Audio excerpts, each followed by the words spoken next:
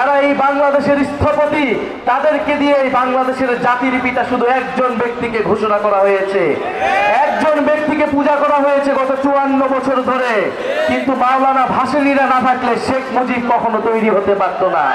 এই রাজনীতি শুরু করেছিল আওয়ামী লীগ, সংখ্যালঘুদের জমি দখল এবং লুটপাটের রাজনীতি এবং বিচার না করার রাজনীতি। এই টাঙ্গাইলের প্রতিটি ইঞ্চি সংগ্রামের সাক্ষী দেয়। কৃষকের ঘামে ঘরা এই টাঙ্গাইল আমাদের বাংলাদেশের ইতিহাসের বিভিন্ন পর্যায়ে লড়াই সংগ্রাম চালিয়ে গিয়েছে। টাঙ্গাইলে আসলেই প্রথম যেই নামটির কথা বলতে হয়, তিনি হচ্ছেন মেহনতি মানুষের নেতা, গণমানুষের নেতা মাওলানা হামিদ খান ভাসানী। আমাদের পূর্ববর্তী বক্তারা মাওলানা হামিদ খান ভাসানী সম্পর্কে বলেছেন, ভাসানী শুধু বাংলাদেশ নয়, পুরো উপমহাদেশের একজন অনন্য রাজনৈতিক পুরুষ ছিলেন। ভাসানীর রাজনীতি শুরু হয়েছিল সেই আসামে। সেই আসামে সেই বাঙালি মুসলমান কৃষকদের ভূমির অধিকারের জন্য, জমির অধিকারের জন্য, কৃষকদের জন্য তিনি লড়াই করেছিলেন। যেই লড়াই এখন পর্যন্ত আসামের বাঙালি মুসলমান এবং হিন্দুদেরকে লড়তে হয়, তার পরিচয়ের জন্য তাদেরকে লড়াই করতে হয়, কারণ আসামে তাদেরকে দ্বিতীয় শ্রেণীর নাগরিক হিসেবে পরিচিত করে দেওয়া হয়েছে। ফলে মাওলানা ভাসানী যেই লড়াই শুরু করেছিলেন আসামে, যেই লড়াই শুরু করেছিলেন এই টাঙ্গাইলে, যেই লড়াই শুরু করেছিলেন এই পূর্ববঙ্গে, সেই লড়াই কিন্তু আজও প্রাসঙ্গিক। মাওলানা ভাসানী প্রথম ব্যক্তি যিনি পাকিস্তানি শাসক গোষ্ঠীদের বিদায় ঘোষণা করেছিলেন কাকমারি সম্মেলনের মাধ্যমে। তিনি প্রথম রাজনৈতিক ব্যক্তি যিনি বুঝেছিলেন পাকিস্তানি শাসক গোষ্ঠীর সাথে আমাদের থাকা সম্ভব নয়।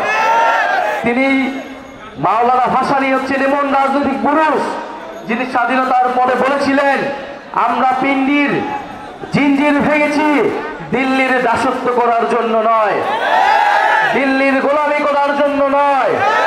তিনি একাধারে ব্রিটিশ উপনিবেশের বিরুদ্ধে লড়াই করেছিলেন, পিন্ডির আধিপত্যবাদের বিরুদ্ধে লড়াই করেছিলেন, দিল্লির আধিপত্যবাদের বিরুদ্ধে লড়াই করেছিলেন।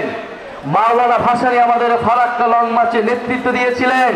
আমাদের যে নদীর অধিকার, পানির অধিকারের জন্য যে আমাদেরকে লড়াই করতে হবে, সেই লড়াইয়ের সূচনা করেছিলেন মাওলানা ভাসানী। আমরা আজকের এই সমাবেশ থেকে মাওলানা ভাসানীকে শ্রদ্ধা ভরে স্মরণ করতে চাই। আপনারা জানেন মাওলানা ভাসানীকে ইতিহাসে স্মরণ করা হয় না।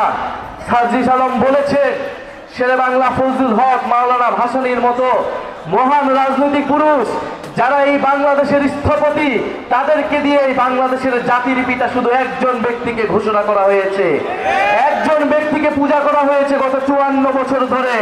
কিন্তু মাওলানা ভাসানীরা না থাকলে শেখ মুজিব কখনো তৈরি হতে পারত না।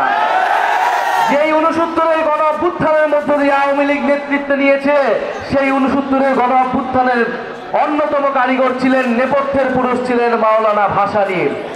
মাওলানা ভাসানী কৃষকদের জন্য লড়াই করেছিলেন, শ্রমিকদের জন্য লড়াই করেছিলেন, গণমানুষের লড়াই করেছিলেন।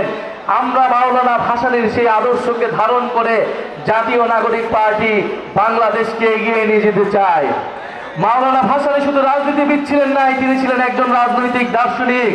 তিনি রবুবইয়েতের কথা বলেছিলেন, দায়িত্বের রাজনীতির কথা বলেছিলেন, যে আমাদেরকে দায়িত্ব নিতে হবে, আমাদের প্রাণ প্রকৃতি সমাজ এবং আমাদের আশেপাশের মানুষের দায়িত্ব নিতে হবে।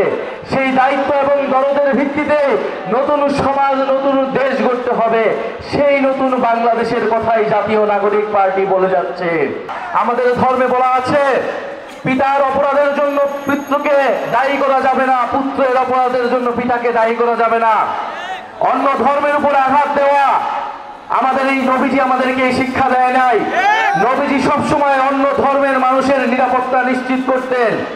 ফলে এই ঘটনা যারা ঘটাচ্ছে তাদের উদ্দেশ্য ধর্মীয় নয়, তাদের উদ্দেশ্য রাজনৈতিক, তাদের উদ্দেশ্য সাম্প্রদায়িক এবং তাদের উদ্দেশ্য হচ্ছে লুটপাট করা।